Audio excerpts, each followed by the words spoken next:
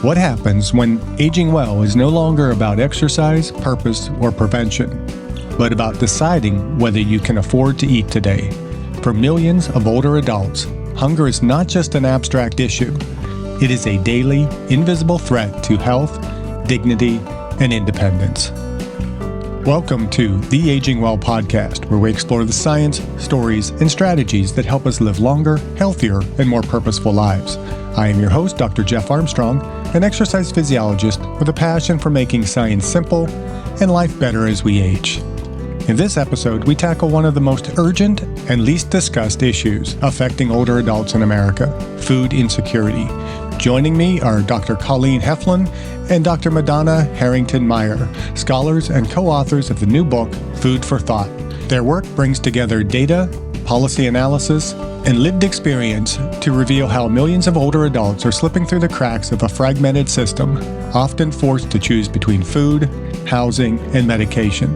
This conversation challenges us to rethink what aging well truly requires, not just at the individual level, but as a society. Drs. Heflin and Harrington Meyer, welcome to the Aging Well podcast. Before we kind of dive into today's topic, let's just have you tell us a little bit about yourselves and what led you to the study of food insecurities in older adults. So I've been studying food insecurity since the measure was created in 1996. And most of my work has actually been on children and families.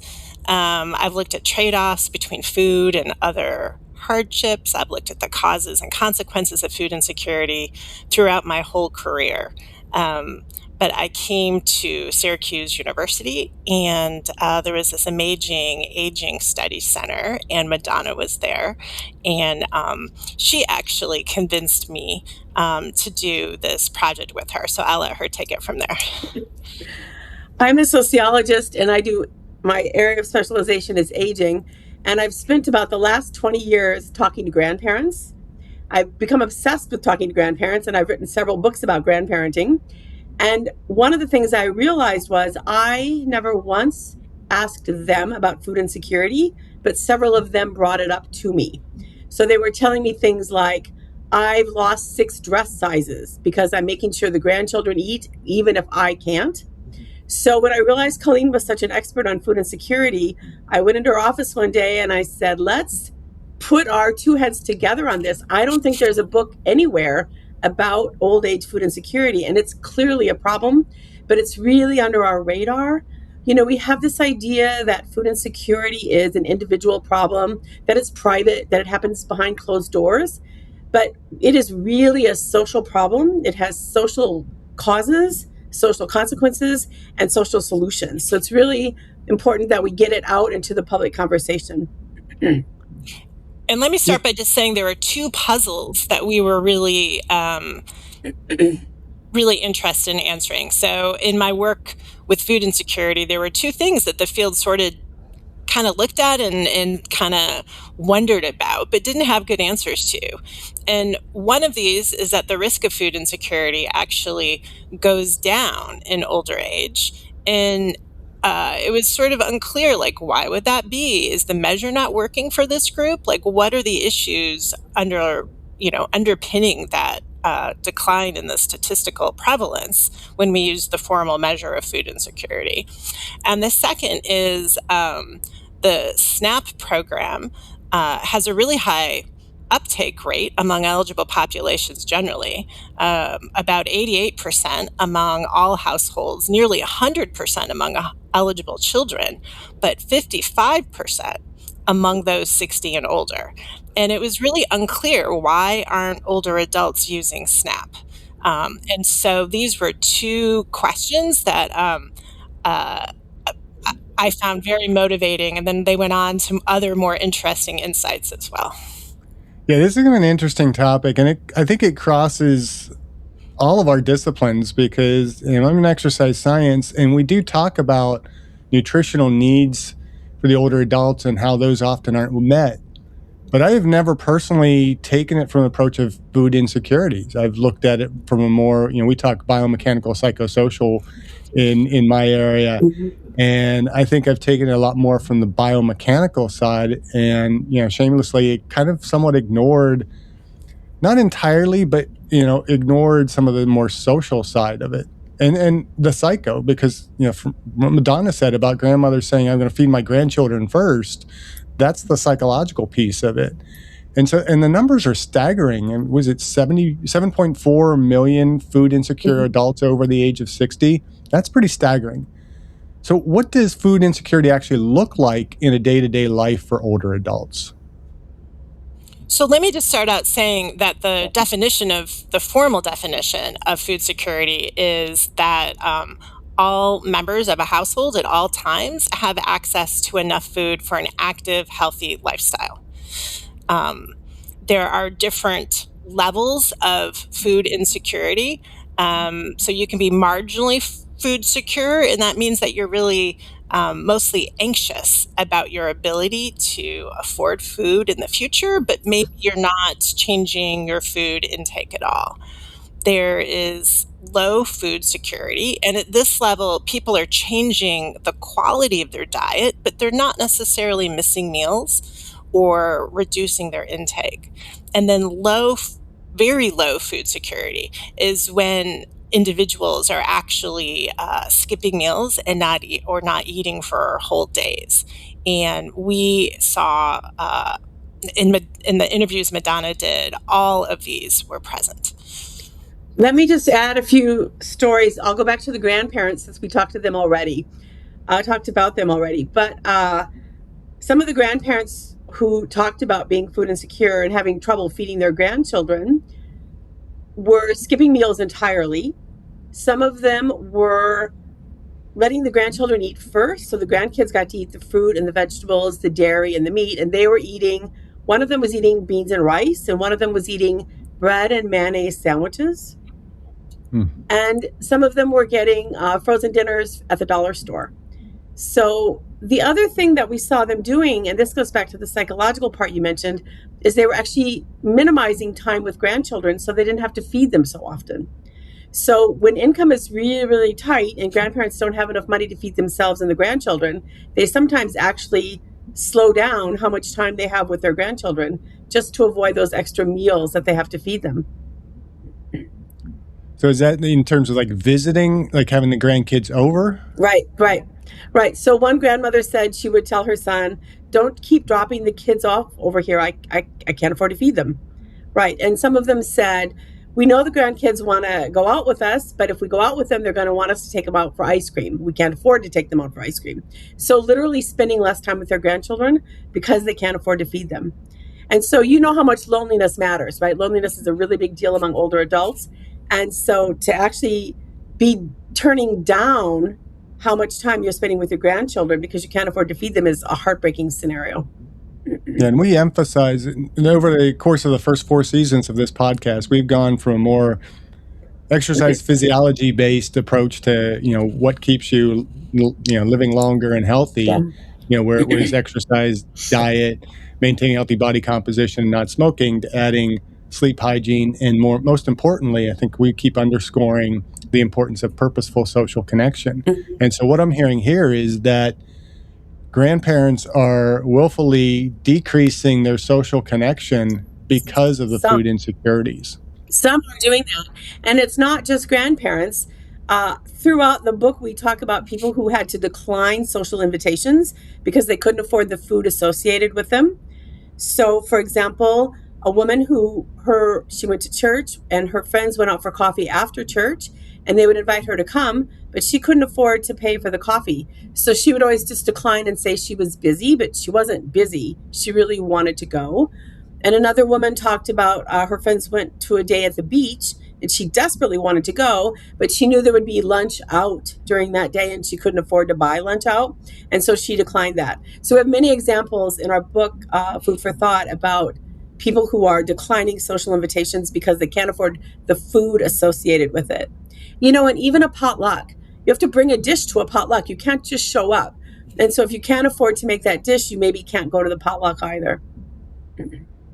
So is that kind of a personal perception on a person's part, or did they have like social connections where these people would be expecting them to pay. I mean, I would think that, like go to church, I wouldn't expect if I invited out an older adult, and I'm old myself, I'm 62, so, invite somebody out that's retired and older and, expect them to pay for their own meal.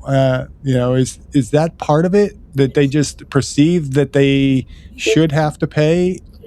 I think they really do have to pay. I think they're with their friends at church. So you're maybe thinking you as a 60-year-old inviting an 80-year-old. This is a 70-year-old out with her two women friends who are also 70.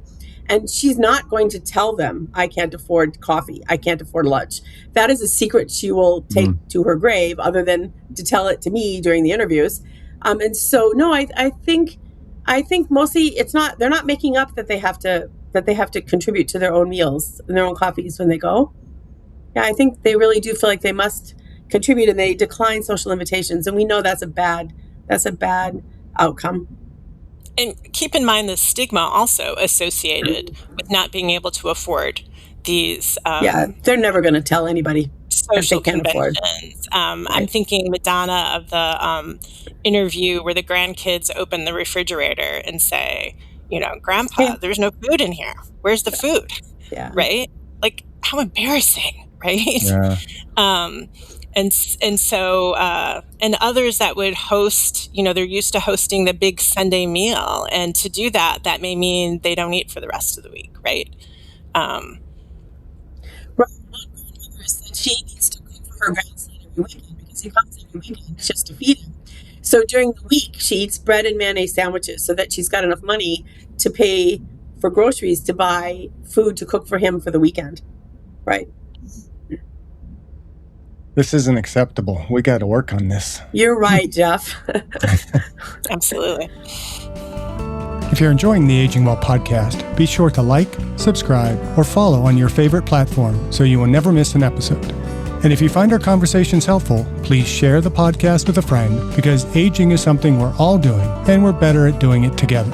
And support our guests in this podcast financially by visiting the affiliate links in the episode description below, and use the links or codes provided for discounts on products we have vetted and feel comfortable recommending to our valued viewers and listeners. Thank you, and now back to the podcast. So from your research, how does chronic food insecurity affect, and I mean, this almost seems like this will be an obvious answer, but how does it affect physical health, cognitive function, and independence as people age? Do you want to start, Madonna? You go ahead. Okay. So we know food insecurity is associated with very many nutrition-sensitive disease conditions. So diabetes, hypertension, the two big ones for older adults, right? I've done some work showing that when people get their SNAP benefits within the month is associated with ER visits for things like diabetes, and that it's also associated with medication adherence. So people stretching their medication perhaps longer than they should, because they're having to choose between whether they're going to pay for food or pay for those medicines. And of course, those are meant to be taken as prescribed. Cost-related medical non-adherence is a significant problem among older adults. And in fact, on a survey that AARP did in December 2023, 8% of the respondents indicated that they make trade-offs in prescription medications and food. So this is really common, actually, and does have costs for the Medicaid program, for society as all, and obviously a personal cost. In terms of cognition, there's interesting work showing that both food insecurity and, as a consequence, SNAP participation reduces some cognitive aging, some cognitive decline, and food insecurity increases it. And so we know that this is, again, one of those big issues that people are concerned about. And SNAP is definitely one of those programs that can actually help with cognitive aging. It's maybe not one that would come to first of to the front of mind, but there's some research, some of which I've done with my doctoral students, indicating that that's true. One of the ways that food insecurity really interferes with living independently is this whole process of budget trade-offs. When people are food insecure, that's usually not their only type of insecurity. They're usually struggling to maybe pay the rent or the utilities, or as Colleen just mentioned, their medical bills, medical care. So if I look just at housing for the moment, we ask people, do you ever have to make trade-offs between paying for your housing and paying for food? And quite a few of them said yes, they have to make these trade-offs very often.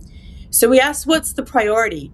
And so I interviewed 63 older adults who were low income for this book. And across the board, all of them said the priority is housing. We have to worry about housing first. Food has to come second. They said it is better to be hungry than homeless. And they said they could imagine living without their next meal, but they could not imagine living without the roof over their head. So the priority was really making sure they had a place to live. And so I'm thinking of Barbara. She's a single mom. She struggled to raise her 5 children. She has very low food insecurity, and she makes soup almost every week because she gets some produce at the food pantry, and so she makes soup. Soup is a thing people mention a lot because you can stretch it. You can make it last one more meal. And so she makes soup, and then when she's running out, she only eats one meal a day.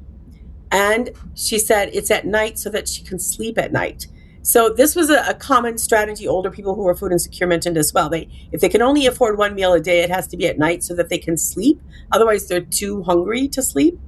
So Barbara said she eats her one meal a day at night, and she's often stretching her soup. But if you think about housing for a few minutes, we don't really focus on affordable housing in the United States. We don't have enough affordable housing. We also don't have enough accessible housing. And older people have conditions that make them need, housing without steps, that kind of thing. Only 4% of the housing in the United States is accessible.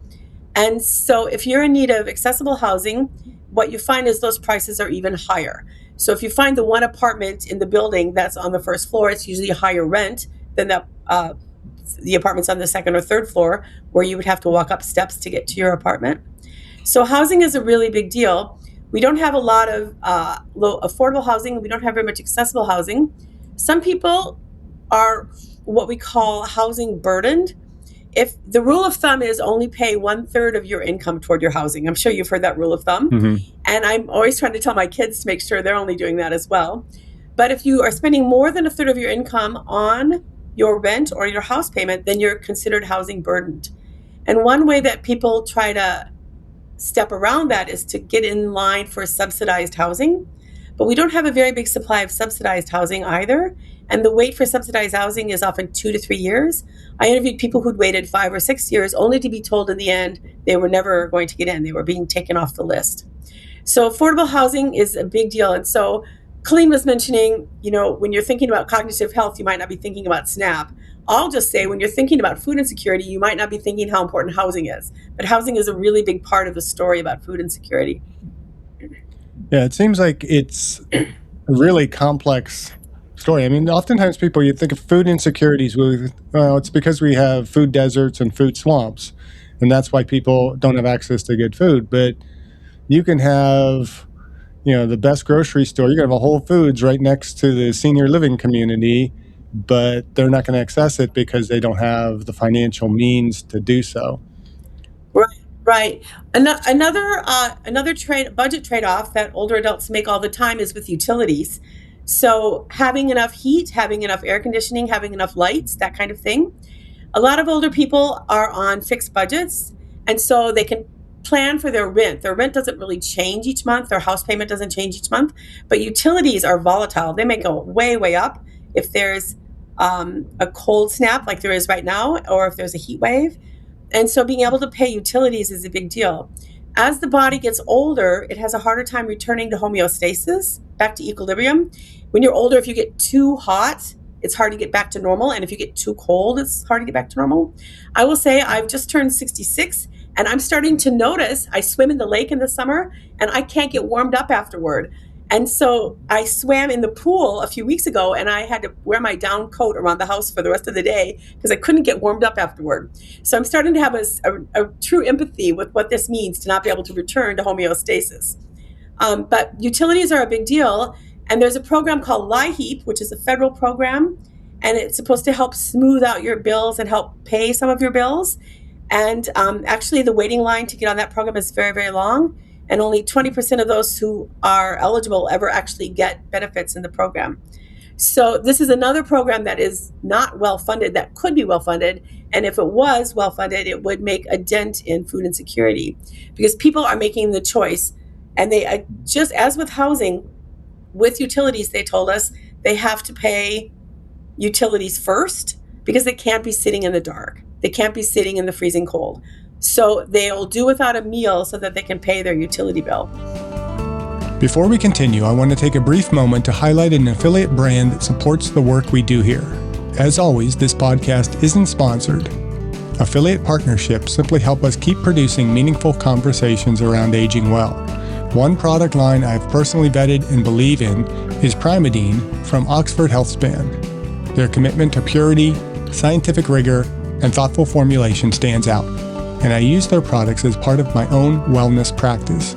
If you want to support the podcast while exploring Primadine for yourself, you can find the link in the show notes. And I can't imagine the utility bills are very low in Syracuse.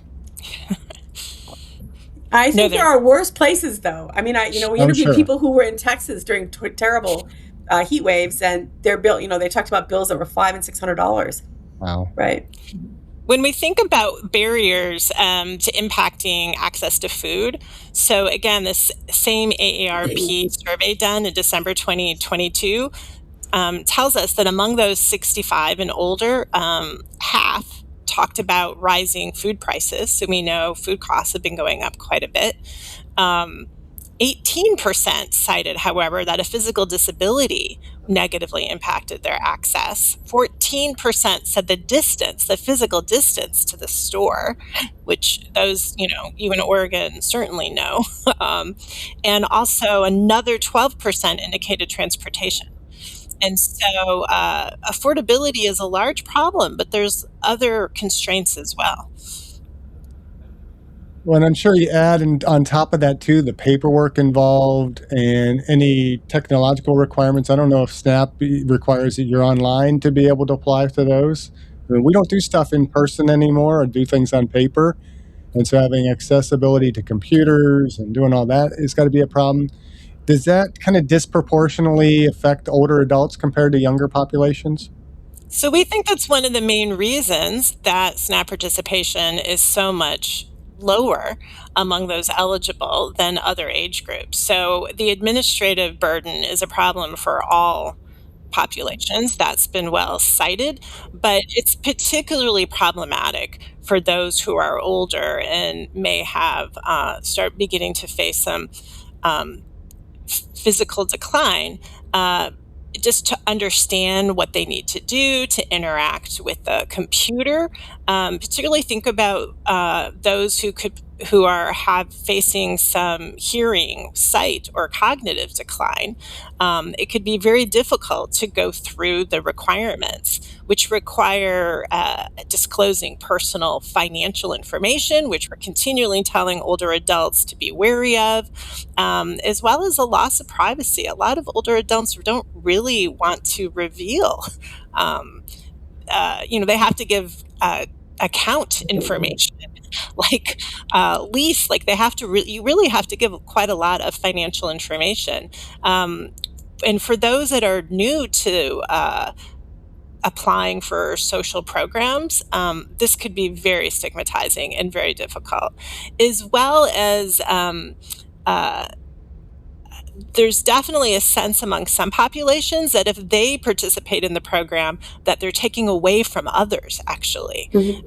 And so the sense that they, others might need it more than they do. And so there's a lot of reasons. In addition, redeeming the benefits, the SNAP benefits, can be difficult. Again, you have to get to the store, you have to carry the food. Again, as Madonna talked about, those physical barriers, it's heavy. You have to, carry it upstairs. You have to stand and prepare it. And it's food that is designed to be cooked and eaten at home. And 80% of those on SNAP over age 60 live alone. And so there's a lot of concern about food waste. It's, it can be quite a lot of work to cook a meal for one.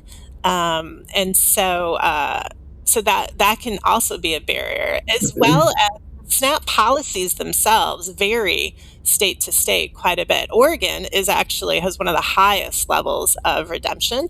The Oregon Hunger Task Force has worked really hard at addressing food insecurity across the state. Other states have not done as well. And so they don't put out the welcome mat. They don't try to make things easier for the populations. In fact, sometimes they're sort of actively being more concerned that people really need the program. And so nationally, the level of participation, I mentioned that 55% number. It varies across the states. However, in 2018, from 22% in Wyoming to 78% in Rhode Island. And so huge state variation in terms of the level of uptake. And that is, largely related to what you have to do, which the states can actually make a lot of choices about that to get on the program. When we interviewed people, the administrative burden came up over and over again.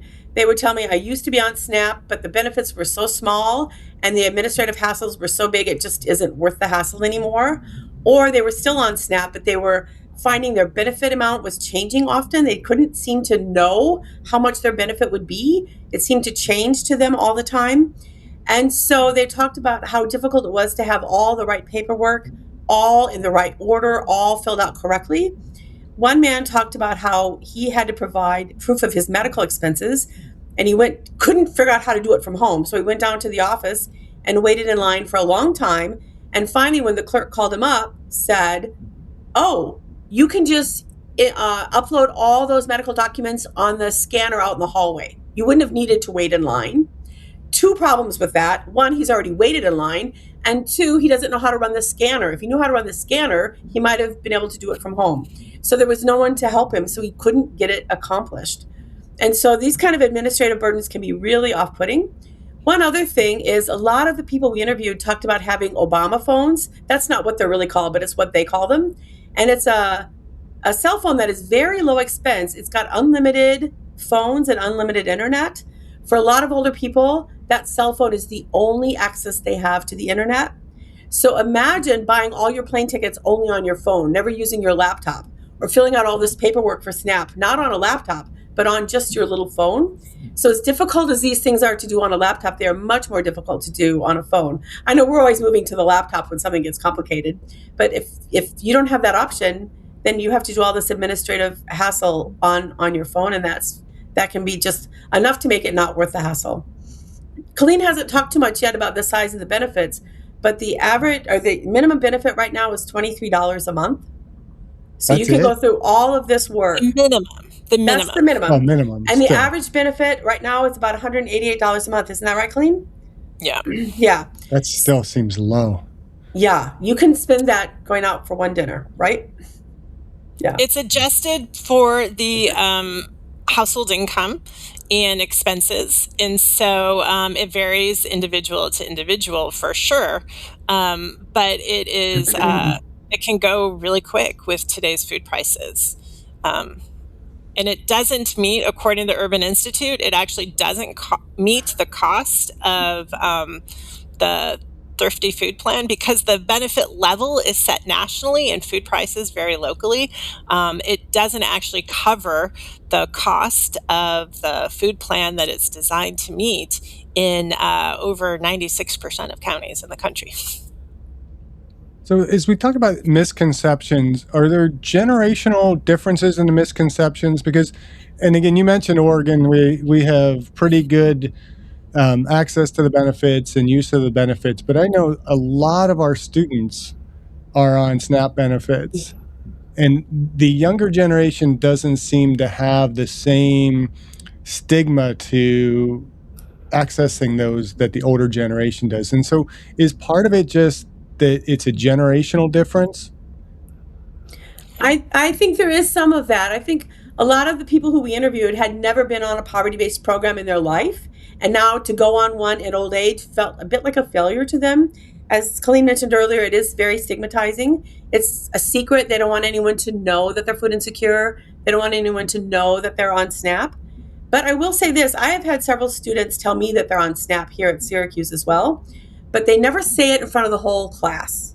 They come up and tell me afterward. It's a private conversation after the class has left the room. So I will say there's still some stigma, I think, even in that younger generation. I will also say, Jeff, that I know that this is one of those cases where that state variation really matters, and I think Oregon leads the country in terms of participation among that age group in terms of SNAP. Other states do not do the same things. It's much harder in New York for a college age student to get on SNAP than it is in Oregon. So I've actually looked at this in some detail. Like it's harder, and so it's really going to vary. Not, I think Oregon works really hard to decrease the stigma of SNAP. There's big billboards, there's big pushes to make this very welcoming.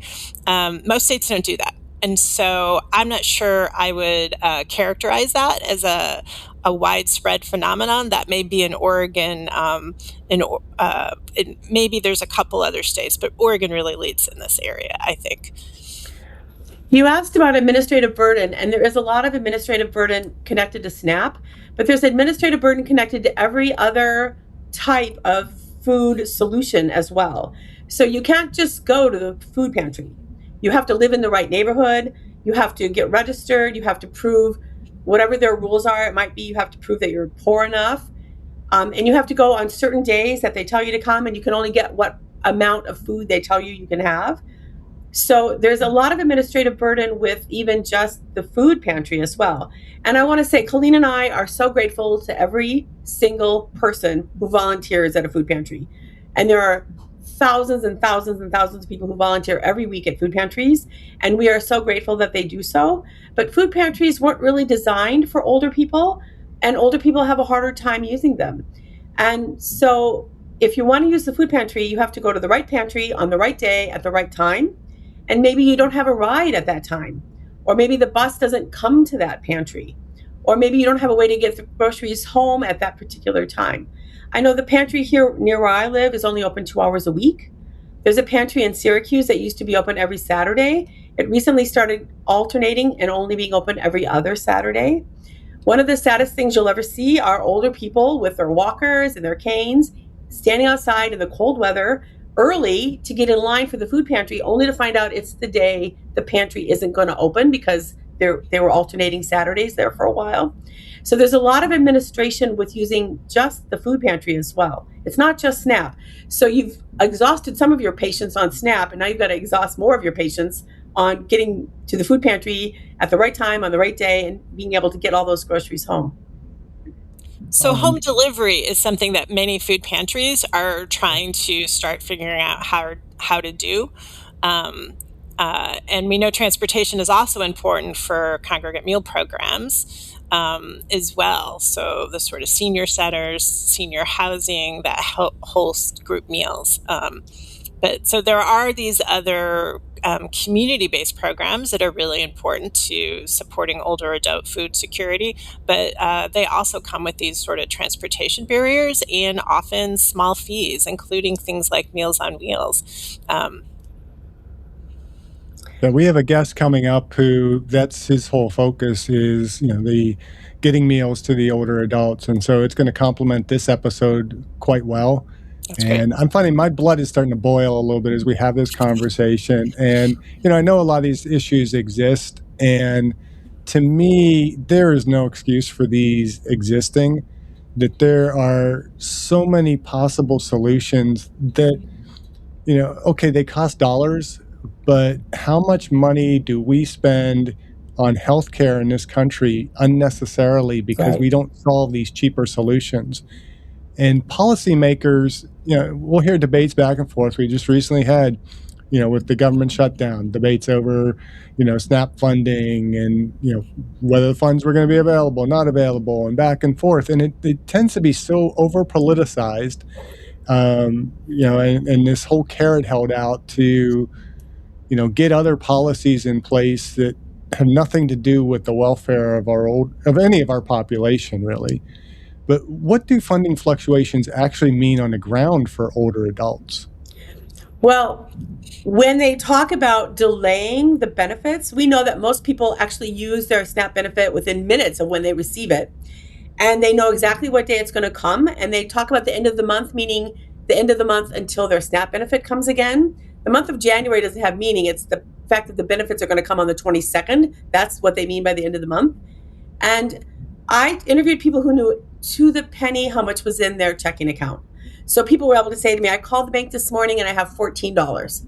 So when I think about them delaying benefits for a week or two, and I have respondents who had $14 in the account, that's a horrible problem for those families, right? And again, I've done some work on these small lapses in SNAP benefits. It's called administrative churn, when individuals are supposed to recertify, but they don't get their, there's a problem either that they don't get the paperwork in or the paperwork isn't processed and there's delay in benefits.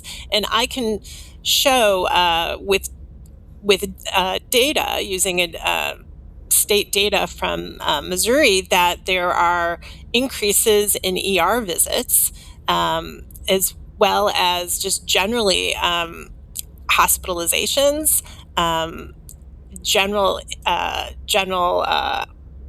I already said ER visits, and then a reduction in medications that are paid for. And so it comes out of their health, right? And so there's good research to support that these small delays have health costs. So we're not saving money, it's coming back through on another system, on another line item, actually. Right. Colleen mentioned earlier, one of the expenses that people make budget trade-offs with is between food and medical expenses. And whereas with housing and utilities, they always paid housing and utilities first, with medical expenses, they went back and forth a lot. People had not been to the dentist in 8, 9, 10 years. People had delayed medical procedures. They had delayed filling their prescriptions. They had delayed going to the doctor at all. Some of them hadn't gone for years. And so just to give you a sense of how finely tuned these budgets really are, usually when you get a prescription now, you get a 90-day supply. So they would say, well, on the months that I have to get a 90-day supply of my medications, those months I don't have very much food because I've had to buy my prescriptions. Now, the next month I might have a little bit more food because I don't have to buy any prescriptions next month. And people even talked about bulk pricing. So, for example, the cheapest way to get strawberries is if you can buy 2 or 3 boxes of strawberries and then the price gets lower and lower. Bulk pricing is a big thing that grocery stores do, but it's very hard on low-income people and people who live alone. And so one woman talked about how she needed to buy bulk toilet paper because that's the only way she could afford it. But on the months that she bought toilet paper, she didn't have very much food. She had to have less food because she had bought toilet paper. Now, that supply would last her for a few months, but those tiny blips in their monthly expenditures are enough to make them not have food. Yeah, so what I found looking at food insecurity in other age groups is that oftentimes there's some we think about other households often go sort of from some sort of crisis to some sort of windfall is going to happen. The next paycheck's going to come in a little bigger. Maybe they move in with somebody, they change their housing, right? But for these households, they live on a fixed income. for the most part, right? And so there's no windfall on the horizon. So any increase in any expensive, there's no buffer to address that. So they're not going to, use a credit card like other ages might do, because there's no way for them to pay that off, right? They're not going to borrow money from friends and family at this point, where younger ages might do that, assuming that they'll like pay it off some future day, right? At this age, they're really on this fixed income with no windfall on the horizon, and that really changes how their coping strategies relative to other age groups. So when we think about solutions, one of the things we think about is it would sure be nice if Medicare provided comprehensive coverage of dental, vision, and hearing, which it does not do. And that's the thing older people who are food insecure often have to balance. Is it more important that I eat or that I get my glasses fixed? Is it more important that I eat or that I get my hearing aid fixed? So I'm thinking of Barbara, who needed to fill her prescriptions, and she told me, if I'm really hungry, then I guess I just won't get my medications. Instead of taking it like it's prescribed, I may only take it at night and just hope that that will suffice. So people were literally balancing food with whether they could fill their prescriptions and even take their prescriptions. One of our big concerns is recently what's called the Big Beautiful Bill cut Medicaid by $1 trillion. And we expect there to be even more budget trade-offs between healthcare and food as these budget cuts start to really become integrated into the healthcare system. It's really a no-win situation. You need to go to the doctor and you need to eat healthy food. And every time you make that trade-off, you're undermining your health. No matter which one you choose, it's not good for your health.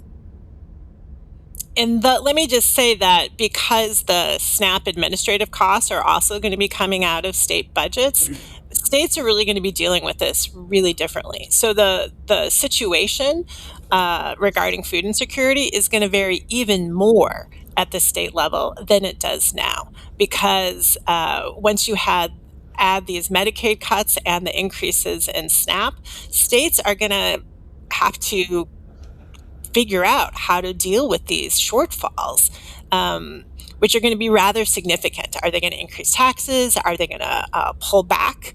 And so there's going to be a lot of state variation, I think, that's going to really grow. And most of this, I don't think, is going to bode well for either food insecurity or the health care coverage of low-income older adults. So that puts a lot of responsibility onto community organizations, healthcare providers, aging services. What role do they play in bridging these gaps, and what role can they play better? Or how can they play those roles better? Well, I think it's really important that healthcare providers screen for food insecurity. There's a 2-item measure called the Hunger Vital Signs. They can basically ask their patients whether they have problems accessing food. This is really important as they're prescribing medications that maybe have to be taken with meals, and try to assess their ability to fill the prescription. So I think this is one thing that is super important. I think another thing that's really important is to deal with the issue of transportation. In order to get food, you really have to have some sort of transportation, whether you're talking about the grocery store, the food pantry, the senior meal, anything except for Meals on Wheels. You have to have transportation to go out and get some food. And as Colleen mentioned earlier, groceries are heavy. They can be very difficult to manage. So when we talked with people about public transportation, they said, well, there is no bus. There's no bus anywhere near me, or there's no bus anywhere near the food pantry, or no bus anywhere near the senior center where I would go for my senior meals. Or they said the bus was too expensive, and the bus might only be $2.50 a ride. But if you only have $14 in your checking account, $2.50 is too much to spend on the bus. And the buses have steps, and they can be crowded. Sometimes they're late. Sometimes they drive by without picking anybody up. So the buses aren't as reliable as you might like. But of course, having a private vehicle is not the panacea either. Private vehicles need gas, insurance, inspections, repairs. So a lot of people had a car, but we talked to people who could only drive in the daytime because they didn't have a light. They couldn't drive at night. people who could only drive in the summer because they didn't have a heater, people who could only drive in the winter because they didn't have an air conditioner in their car. I mean, people were making a lot of adaptations so that they could just get to where the food was. So I'm thinking of this guy, Zachariah. He said, well, I need, my car to get everywhere. And he said, it's my mode of transportation for medical appointments, grocery store, everything. Without the car, I wouldn't go. My car is a necessity for me. I have arthritis. I cannot ride buses. I can't stand up that long on them bumpy buses. So people have, serious health conditions that make public transportation impossible, and yet they don't really have a private alternative. So if we could address transportation related to food, that would really help a lot. But I do want to caution that we want to make sure we address transportation related to food in a way that still allows people to have a choice about what groceries they get. So if I just drop off a box of groceries on your front porch and you've had no say in what those groceries are, that's a very different thing than if you've gotten to select. I like cabbage, but I don't like, this kind of lettuce, that kind of thing. So as long as we can maintain the ability for people to make choices about what they receive, then I think drop-offs are a wonderful way to go. Let me just say the community food system you mentioned, food pantries, Meals on Wheels, these congregate dining, federal funding is declining for all of these right now. And so already, I think they're not going to be able to meet the food need. But certainly as those funds are declining and the need is growing, I think it's unreasonable for us to think that there's not going to be some real extreme situations in our communities. It's not going to be possible in most places to meet the need through these sort of nonprofit and religious private organizations without this fundamental government support. I think this is really going to, unfortunately, I expect food insecurity and all the health-related consequences are likely to get more severe in the future as a consequence.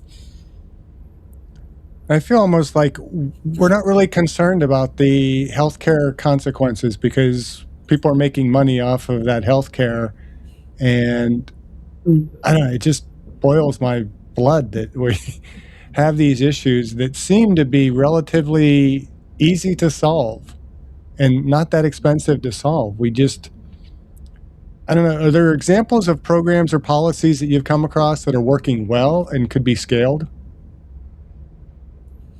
So I do think, food pantries with home delivery. I think congregate meal sites that offer transportation to the senior center. I think there are some amazing. I was on a webinar last week with a Rochester food bank, and they operate a Meals on Wheels program, and they do scratch cooking for their meals, really high quality meals that they're delivering to older adults and those with disabilities in the Rochester, New York area. So I think there are some absolutely great models out there. But a lot of these community-based programs are operated by volunteers or rely on a large army of volunteers. And healthy food is getting more and more expensive. And so I think it is getting harder and harder to do this well, despite people's very best efforts. Congregate meals at senior citizen centers can be absolutely wonderful, and our respondents said incredibly good things about them. A lot of them actually offer breakfast and lunch, and so you can actually go there and get 2 meals per day. And they offer bingo, which is one of the most important things that they can ever provide, is some good social life to go with that food. But my mom went to a senior citizen center. She actually worked at it for years, and then she volunteered after she retired. And it was so important to her, and it was not really that much about the food. It was about the social life. Everybody knew that she was there. Everybody knew her name. She knew everybody's name. And there was a pianist who came and a guy who played, Moon River and stuff like that while they ate lunch. And my mom's favorite song in the world is Wabash Cannonball. And everybody knew this. And she had a heart attack and she was gone for 3 months. And when the first day she came back, the way everybody knew she was back is all of a sudden the piano player stopped mid-song and started to play Wabash Cannonball.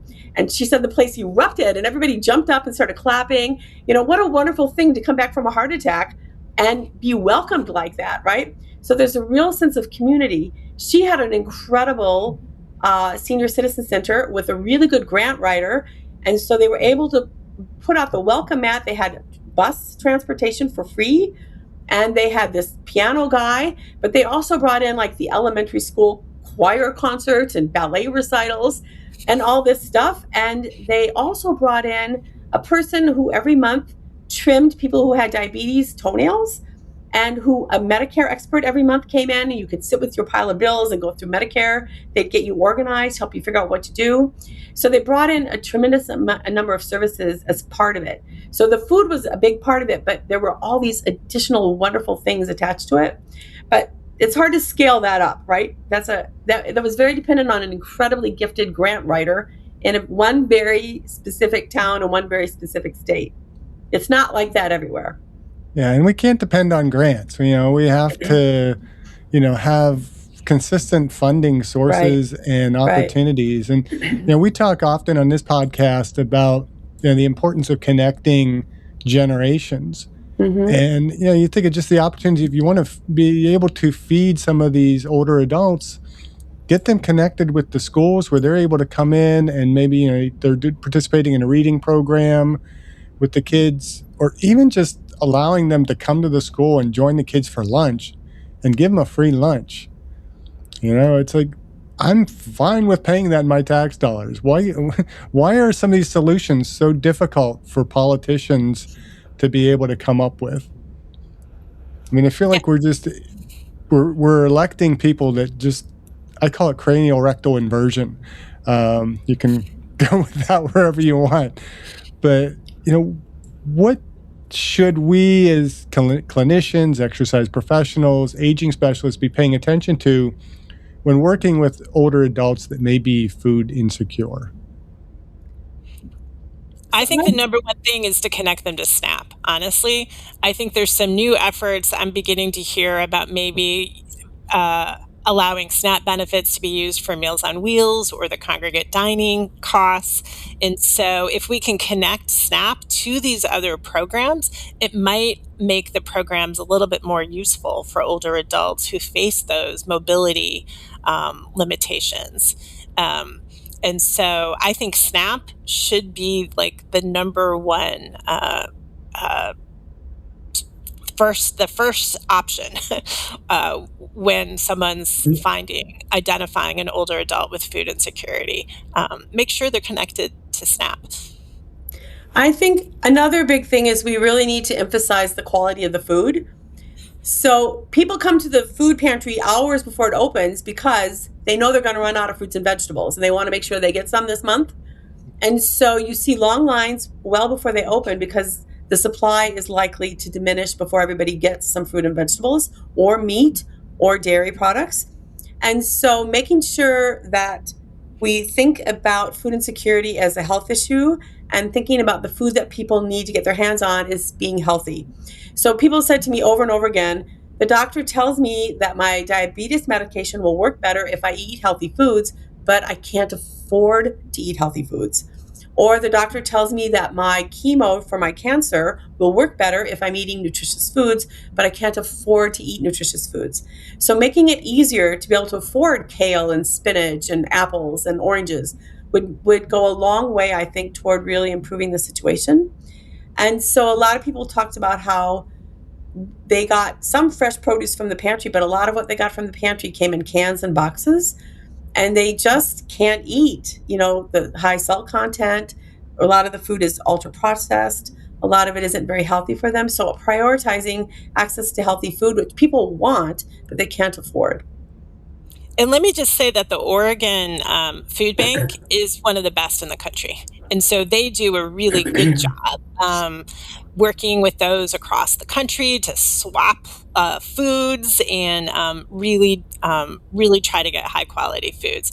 I have worked in other places that I've lived where we were really working with food waste. And I have taken hot dog ends and scooped them into bags and given them to people as protein sources. And I had done this so often, my kids refused to volunteer with me anymore. They said, Mom, it's just disgusting. And I, ultimately said, this isn't food, right? Yeah, it's So not. the type of food that is available really varies markedly, and oftentimes food manufacturers can write off donations, which would be food waste, as a donation by giving it to a food pantry. And so that's what I was working with in one place that I lived. We were giving frosted flakes for kids in their buddy packs, the little backpacks that kids would take on the weekends, right? And my kids would say, Mom, we can't eat Frosted Flakes. Why are we and I would say, having a hard time explaining this, right? And so really, I think because that was what was donated, right? And so I think the quality of food varies markedly. And again, you are blessed in Oregon. The Oregon Food Bank, it really does an amazing job, but that is not true in all places throughout this country. Some of the people we interviewed, one woman had waited in line for a long, long time, and she received a 2-pound plastic bag of spreadable cheese, which I assume had been like for a nacho stand somewhere and then got donated. And then another woman waited, and for a long time in her box, she got a box full of little plastic bags of chocolate syrup. And so one person waited and got a bag of sausages. And I know that might sound fun at first, but her stomach hurt after one day of sausages. And there was ground sausage, link sausage, patty sausage, just sausage. And this is because some of what's donated is what's excess. So the excess commodities to prop up the markets, that ends up going into some of these food giveaways and whatever gets donated. So if a producer invents a granola bar that nobody likes, nobody buys, they can donate that to the pantries and they can get a tax write-off for that. But that means the people who go to the pantry are getting this granola bar that nobody else wanted.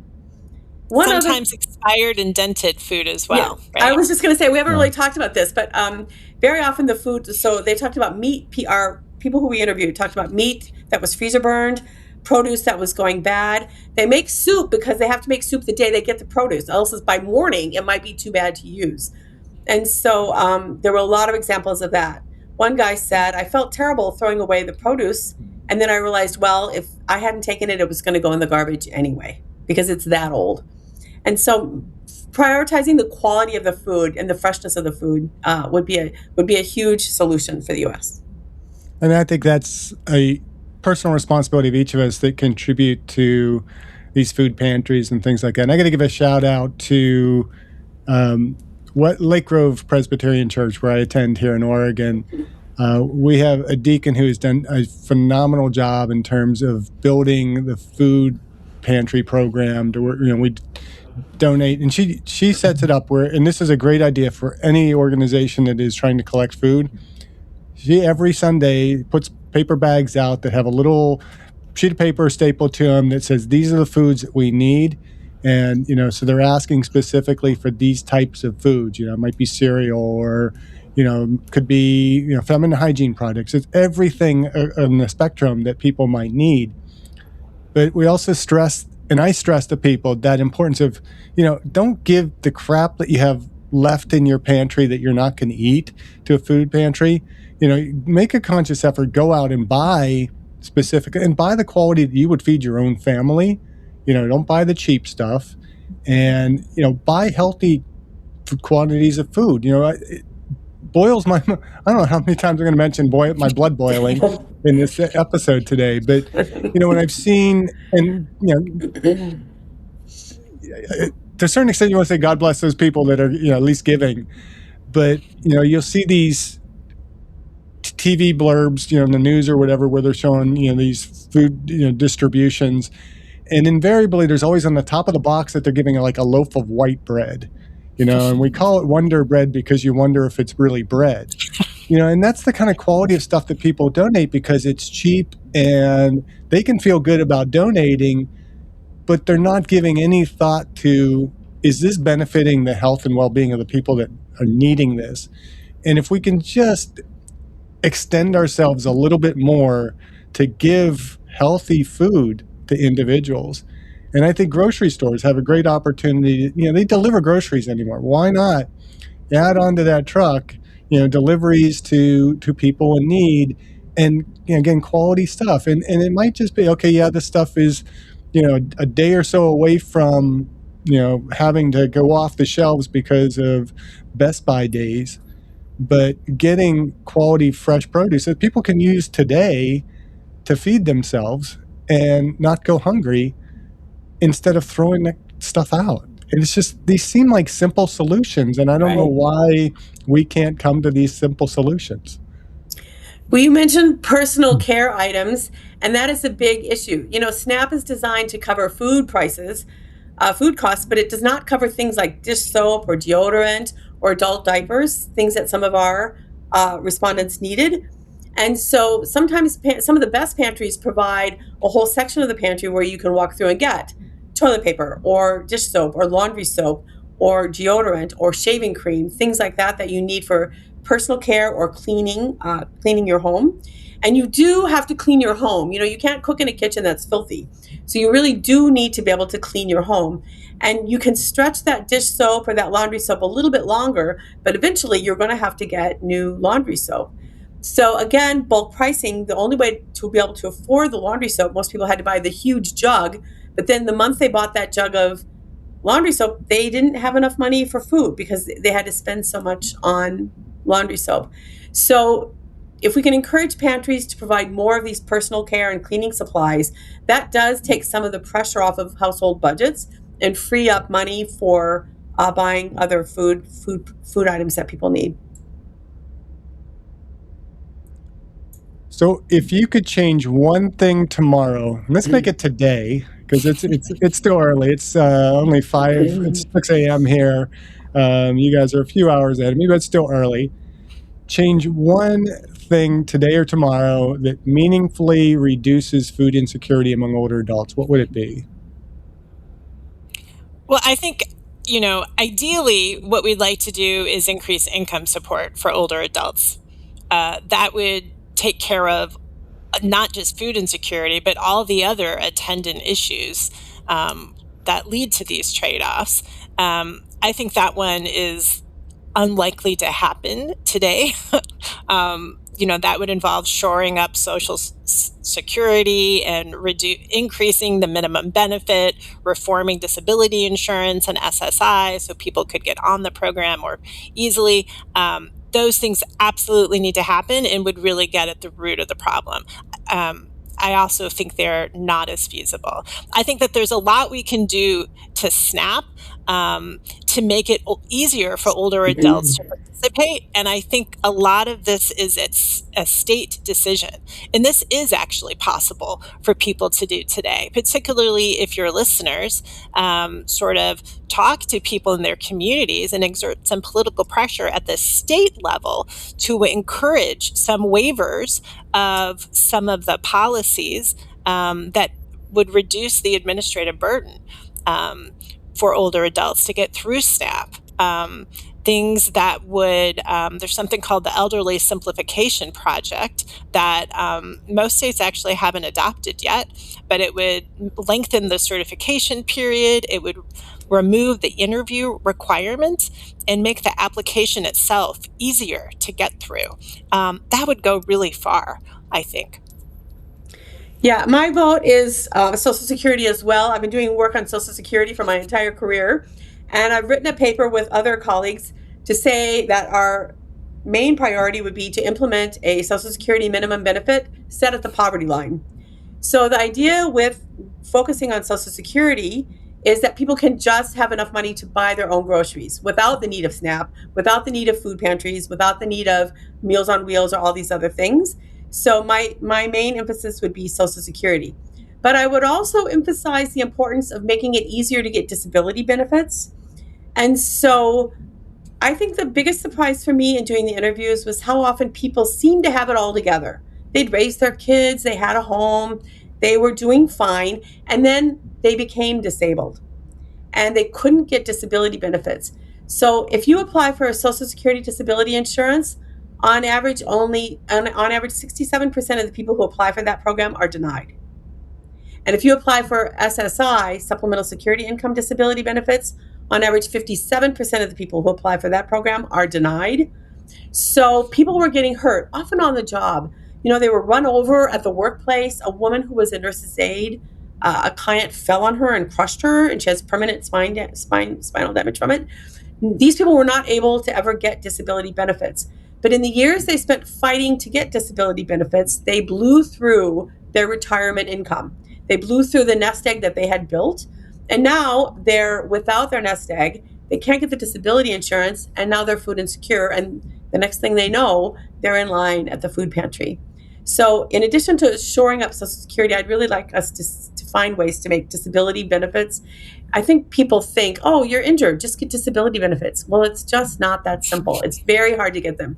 And that's even if you lawyer up. So people with very little money are spending money on lawyers trying to get disability benefits and still not necessarily succeeding. So that's the program, in addition to Social Security, that I'd like to see us really shore up. So what do you hope readers and listeners, or viewers and listeners, well, I guess readers, because you want them to read the book, but the readers and listeners will take away from Food or Thought, or Food for Thought, the title of your book, about hunger, aging, and dignity? So I would say that our social safety net is nearly 100 years old at this point. A lot of this has roots in the 1930s and the Great Depression, and it wasn't designed for older adults. We weren't living as long. Families lived in extended communities, and we really need to rethink how we address economic well-being generally, but food insecurity in particular for older adults, so that older adults can live with dignity and potentially live in the community longer. And I think it will reap many economic benefits. We are spending billions of dollars and millions of hours of volunteer work on our current set of solutions, and yet the percent and the numbers of older people who are food insecure are rising. So what we're doing, we can't just keep doing. It's not designed for older people. It never was. And if we don't change these policies, we're gonna not really ever make a dent in these rising rates of food insecurity. So I think for us, what we want to see is people's experiences on a day-to-day basis, some of these stories we've been telling you, woven into the fabric of our policies. If you're going to delay benefits, keep in mind that there's somebody out there with a $14 in her checking account. Like, remember that those are real people's lives and real people's daily experiences, so that when we make these changes, we're taking those into account. So beyond the policymakers, because they're obviously falling pretty short of doing what they should be doing in this situation, how can individuals advocate for older adults who are facing food insecurity in their communities? If you're inviting somebody to coffee and she's saying no, you might think about why she's saying no, and you might think about whether it needs to be a potluck at all. Maybe you could just make the dinner, that kind of thing. I do think, if somebody has declined several times, but she's still clearly your friend, think about maybe why she's saying no, and she's not going to tell you. I think we really need to be checking in on everyone. So partly, my mom moved into an independent living facility, and I thought her meals were fully covered, but I realized she wasn't going to go to the one she had to pay extra for. And it was hard for her to get to the grocery store. So I had to start ordering weekly Instacart deliveries for her. I think we need to be checking on our neighbors as well. Can I pick up something for you at the store this week? Right? Or I made a little bit extra. Would you like some? Right? And so I think we can take care of those in our life as well as those in our community, and just be more attendant to these issues, because people aren't going to bring them up. You really have to, I think, make the offer and not expect people to reach out with these requests. Yeah, we have to honor our older population in this country like many other countries do. And if we simply honor them, it's not a matter of whether they can afford or not afford. we're just giving them respect by supporting them and, buying a meal for them. I mean, I don't care if that person has more money than I do. It's my responsibility I invite them out to eat, I'm going to pick up the bill. And I think we need to, take a little bit more personal responsibility, but we also got to get our voices loud in, here in Oregon. I think we don't have to worry quite as much about it. I think there's enough voices in Salem to, raise the charge, but we got to be a little bit louder and yell beyond our borders. And, people in the States, I think was it Montana that you said is like among the lowest? Wyoming, yeah. Or Wyoming, Yeah. So people in Wyoming need to step up. And there's got to be food available for people. It's like we have these food pantries. How can we make them operate more effectively? How can we contribute to them? What can our churches do? What can our schools do? What can our, the list goes on. But there's so many things that we can do to fix this problem. And it's discouraging. Thanks for raising this issue, Jeff.